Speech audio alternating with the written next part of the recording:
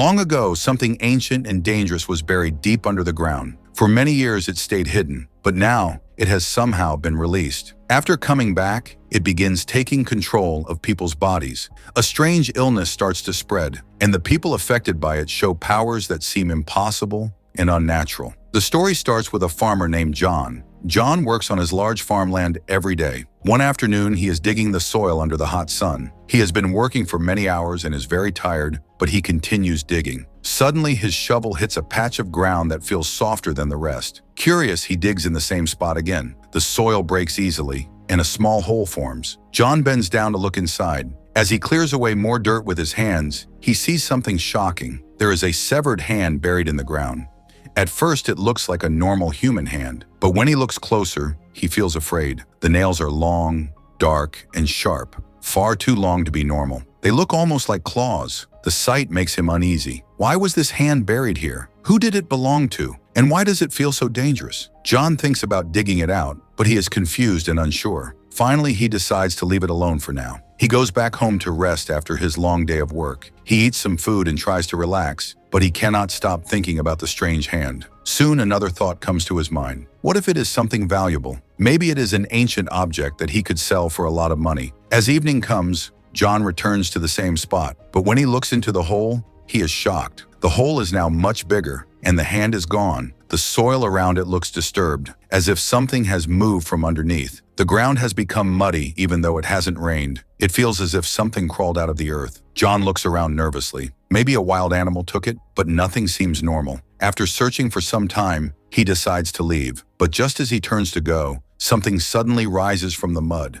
A strange creature covered in thick mud grabs him. It is much stronger than him. It pulls him down toward the ground with great force. John screams loudly for help, but there is no one nearby to hear him. He fights as hard as he can. He struggles and tries to break free, but the creature is too powerful. After a long fight, John becomes weak, and finally he loses consciousness. Later, we see strange marks near John's neck. What do those marks mean? That answer will be revealed soon. A few days later, we meet a couple named Mark and Sarah. They are on a road trip enjoying a short vacation. They have taken a break from their busy lives and want to travel and see new places. Sitting in the car, they happily talk about the places they plan to visit. They are smiling and laughing, feeling lucky and excited. But soon things go wrong. While driving, they take a wrong turn and lose their way. They end up in a remote part of Ireland. There is no mobile network and no internet signal. Their GPS stops working properly. The map freezes and gives no clear direction. Now they are confused and don't know where to go. With no signal and no help around, they choose a road that looks right and continue driving, hoping it will lead them back to the main road.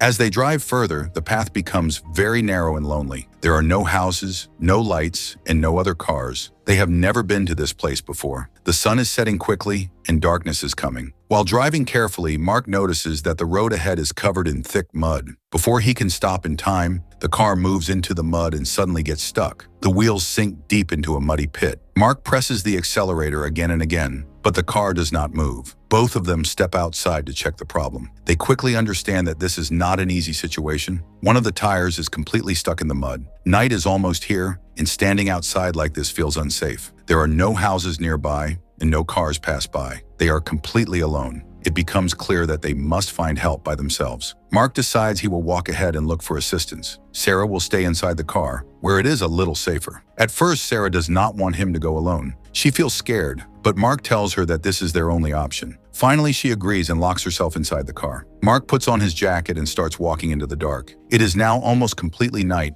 and he can barely see the road. Carefully, he walks away from the muddy area and continues forward. After some time, he sees a house in the distance. Feeling hopeful, he walks toward it. When he reaches the house, he knocks on the front door many times. He waits, hoping someone will answer, but there is no response. He knocks louder and calls out, asking if anyone is home. Still, no one answers. Just as he is about to leave, he decides to try once more.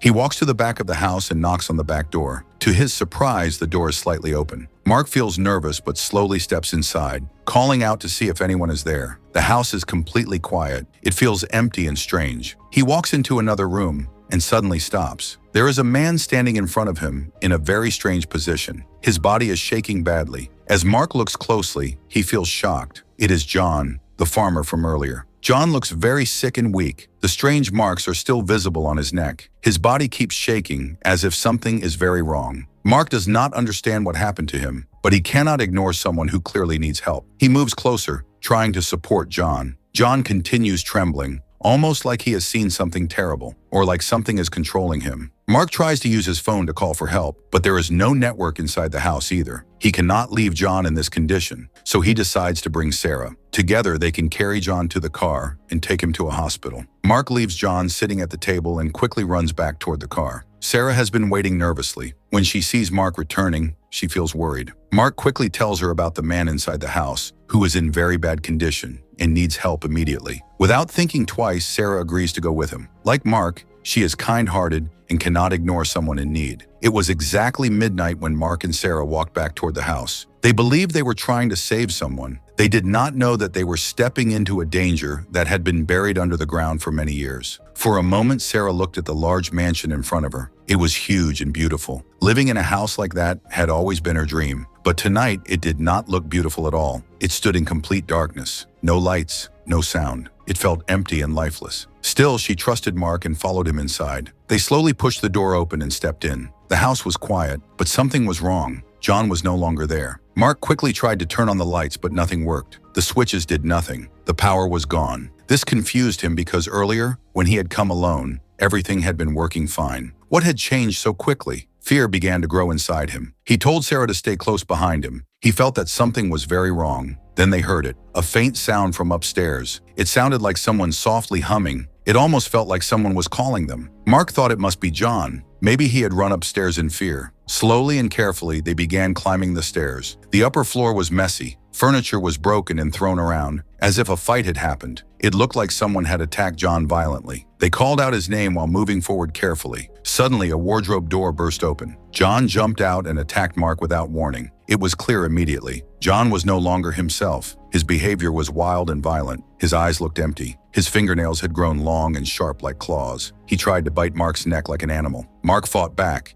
using his arms to block John and push him away. Sarah stood frozen in fear. She did not know how to help. She could only scream. John kept attacking again and again. In panic, Mark turned on his phone's flashlight and shone it directly at John's face. What happened next was terrifying. The moment the light touched him, John screamed.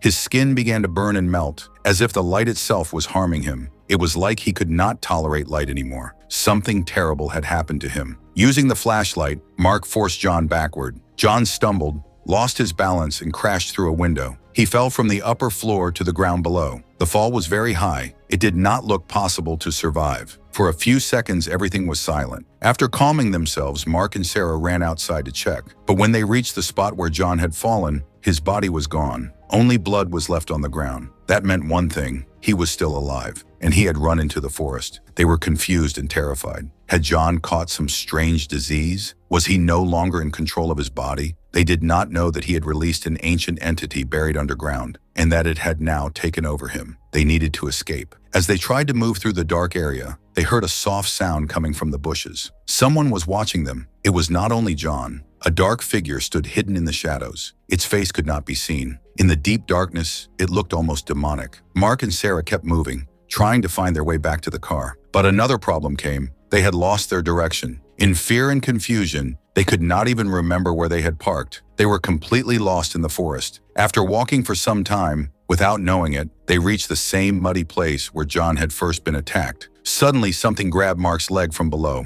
He fell. From the mud, a single hand came out. It was the same severed hand John had found in the ground. The hand dug its sharp nails into Mark's leg and tried to pull him underground. Sarah held Mark tightly and pulled him back with all her strength. The hand kept dragging him down. Mark screamed in pain. With one final effort, he kicked hard and managed to break free. The hand disappeared back into the mud. Without wasting time, Sarah supported Mark, and they ran away from that place. Staying there even a second longer meant death. They did not know where to go, but one thing was clear: the forest was not safe. So they decided to return to John's house. It was the only building nearby. At least inside, they could lock the doors and try to protect themselves from whatever dark force was hunting them. When Mark and Sarah finally reached the house, they saw something frightening. The small lamp outside, the only light near the entrance, had been smashed. The glass was broken, and the bulb was destroyed. It was clear now. The creature from the mud had broken it. That meant one thing: Whatever this entity was, it was afraid of light. Just then,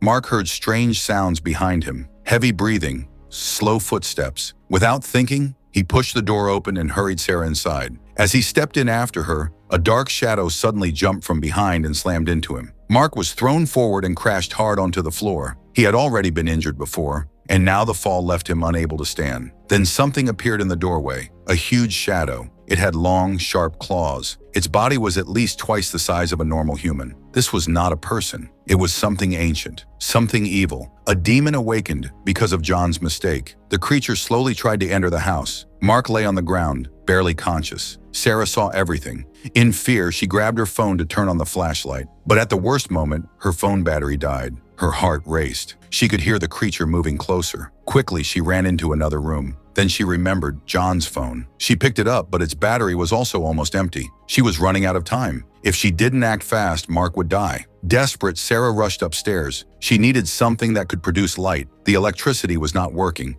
so she searched for something battery-powered. After a few tense seconds, she found an old portable lamp. Without wasting time, she turned it on. A weak but steady light filled the area. At that moment, the creature began climbing the stairs. But as soon as the light touched it, it stopped. It stepped back. The fear of light was real. But then Sarah realized something terrible. Even if the creature stayed away from her upstairs, Mark was still downstairs. He was helpless. Quickly, she placed the lamp near the staircase so that its light spread downward. Then she ran back down. When she reached Mark, she saw him lying there, barely moving. Ignoring everything else, she pulled him up with all her strength. Somehow she managed to drag him upstairs. Both of them were shaking badly. The small lamp was now their only protection. If it went off, the creature would return, and this time, there would be no escape. Sarah looked at Mark and asked if he was okay, but when she saw his legs, she froze. Deep claw marks covered them, large wounds as if something had tried to tear him apart. Blood was flowing. He needed a hospital immediately, but through the pain, Mark said they had to survive the night first. "If we go outside now," he told her weakly, "it will attack again. This house is the safest place for now." Even while bleeding, he tried to calm her. As long as the lamp stayed on, the creature would not come upstairs. They sat close together in silence, holding each other, listening, waiting, unsure if they would live to see the morning.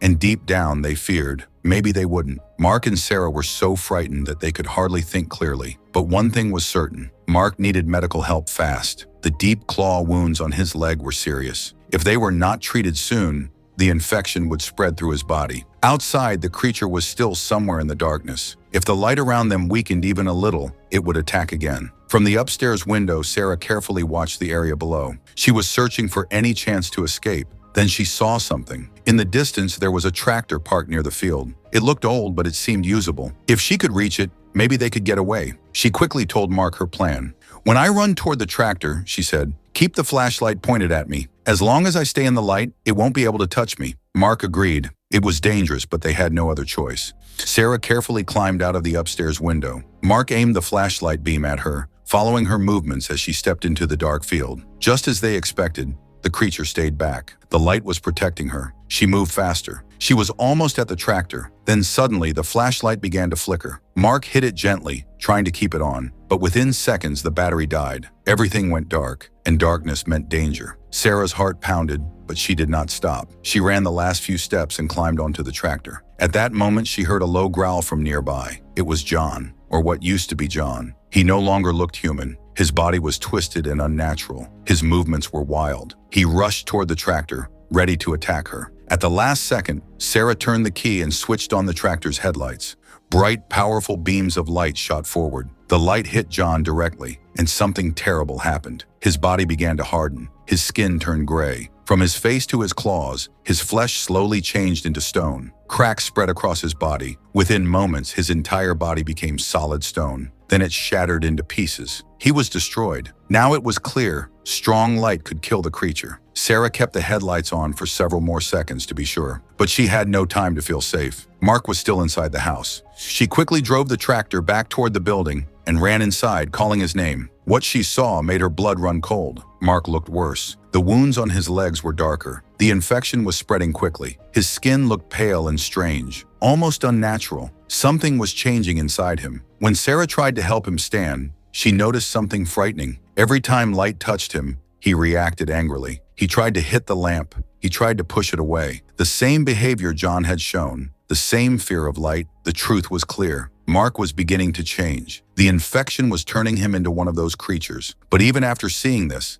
Sarah did not step back. She refused to leave her husband. At one moment, Mark suddenly pushed Sarah aside and moved toward the tractor's headlights. He wanted to destroy the last strong source of light. If he broke it, nothing would stop his full transformation, and Sarah would be next. She couldn't stop him. Terrified, she ran and hid. From a distance, she watched in horror as Mark changed. His breathing became rough. A deep growl came from his throat. His body twisted as the infection took complete control. He was no longer her husband. Still, Sarah refused to give up. She struck matches, trying to create small flashes of light. Then she remembered the small house behind the main one. She ran there and locked herself inside. But Mark was already near. He attacked suddenly and bit her hand. The pain was unbearable. Fighting through tears, Sarah crawled to an old lamp and tried to switch it on. It flickered at first, then lit up brightly. The light hit Mark. Slowly, his body began breaking apart into dust and soil, the same cursed earth from which the ancient evil had risen.